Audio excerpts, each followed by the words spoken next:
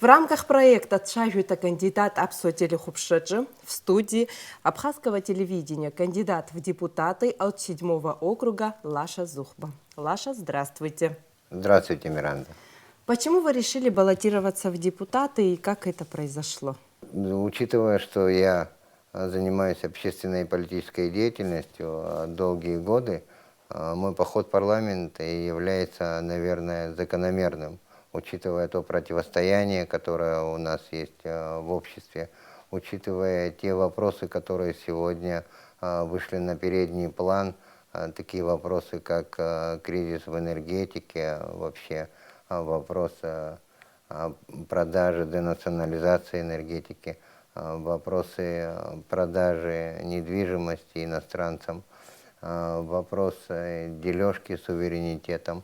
Учитывая все вот эти вызовы, конечно, я окончательно утвердился в своем желании быть избранным в парламент для того, чтобы пытаться влиять на эти вопросы, для того, чтобы я мог высказываться, принимать решения в правовом поле по этим вопросам, я решил избираться в наш абхазский парламент. Вы себя считаете оппозиционером?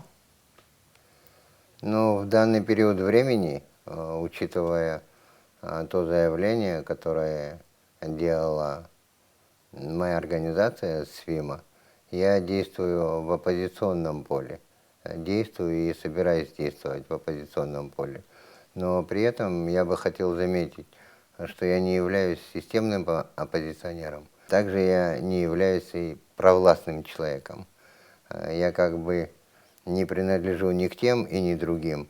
И, кстати, одной из мотиваций похода в парламент является мое видение о расколе, которое существует в нашем абхазском обществе. И также это является попыткой сформировать в нашем обществе такую некую третью силу, которая бы не принадлежала ни к оппозиции и ни к власти. Нужно ли реформировать политическую систему власти? Политическую систему власти в Абхазии реформировать, с моей точки зрения, конечно, нужно. И она, в принципе, и происходит, и постоянно идет, и тем более в данный период времени широко обсуждается, готовится конституционная реформа. И, конечно, политическую систему власти, на мой взгляд, реформировать нужно. Но становится вопрос, кому нужно и для чего нужно. Поэтому, если вы позволите, я бы хотел немножко пошире раскрыть этот вопрос. И вот с чего бы я начал. Вот если посмотреть моими глазами на ситуацию, действующая Конституция, которая у нас принималась в 1994 году, так вот, эта Конституция была написана практически под одного человека, под сильнейшего лидера нашего государства, основателя нашего государства, Владислава Григорьевича Ардунба. Непосредственно гарантом этой Конституции являлся сам Владислав Григорьевич в тот период времени. Тогда не было такого понятия «Конституционный суд». Это уже сегодня, спустя там многие даже десятилетия после того, как эта Конституция была принята и действует, у нас появились Конституционный суд, который стоит на страже Конституции. Но мне кажется, что в ней не хватает еще некоторых положений непосредственно, которые бы осуществляли народовластие. Вот народовластие осуществлялось у нас традиционно, у нас у абхазов, я имею в виду, до того, как, когда не было демократических институтов, когда не было демократического государства, у нас всегда народовластие осуществлялось через наш абхазский народный сход. Сегодня же этот традиционный абхазский институт власти находится, можно сказать, на задворках политической жизни и является таким неким пугалом для действующих в тот или иной период властей. С моей точки зрения, конечно, наш сход народный должен найти свое отражение в Конституции Абхазии. И так, чтобы для того, чтобы народовластие могло осуществляться и через народный сход. А как вы считаете, достаточно ли осуществляется народовластие в Абхазии? Я считаю, что народовластие в Абхазии осуществляется недостаточно, и если не сказать, не осуществляется вообще. С моей точки зрения, власть в Абхазии живет сама по себе, а народ живет сам по себе. Это отражается на том, на наших органах самоуправления, например, на то, как у нас избирается или назначается глава села, глава района, выбирается или назначается ли мэры в крупных городах, в столице города. Поэтому, исходя из того, что в принципе нигде у нас, ни на каком этапе у нас не происходит как бы выборов, я считаю, что народовластие в Абхазии практически не осуществляется. Даже органы самоуправления в нашей мэрии, в городской, на сегодняшний день, который есть, но это скорее придаточный орган власти, нежели у него нету никаких прав и полномочий, через которые бы могло осуществляться народовластие. И именно исходя из всего вот этого комплекса проблем, я и считаю, что наш народный сход должен найти отражение в жизни нашего народа, в нашей Конституции, и чтобы через сход народ мог осуществлять народовластие в нашей стране, в Абсны.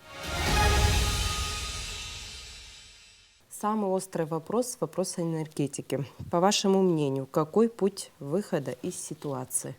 Ну, еще для того, чтобы ответить на этот вопрос, надо разобраться, а что вообще спровоцировало или усугубило кризис в энергетике.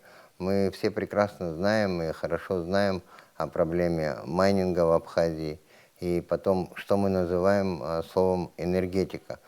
То есть генерация самой электроэнергии находится у нас не на территории Абхазии. В нашем видении находятся непосредственно сети, которые ведут непосредственно от электростанции через всю территорию страны, и передающие, и распределительные. Теперь возвращаясь к теме майнинга. Если майнинг ложится очень тяжелой нагрузкой на и так уже изношенные и устаревшие сети, то, наверное, надо, с моей точки зрения, майнинг отделить от того, чтобы он не ложился нагрузкой на наши сети. Это можно сделать тем, что, во-первых, вывести в отдельные зоны эти, ну, так называемые майнинговые фермы. И, во-вторых, что у нас довольно-таки в большом, можно сказать, в избыточном количестве имеется, можно использовать для генерации электроэнергии такие альтернативные источники традиционным, как, скажем, солнечная электроэнергия, гидроэнергетика или ветряная энергетика, которая у нас практически не имеют отражения в нашей энергосистеме.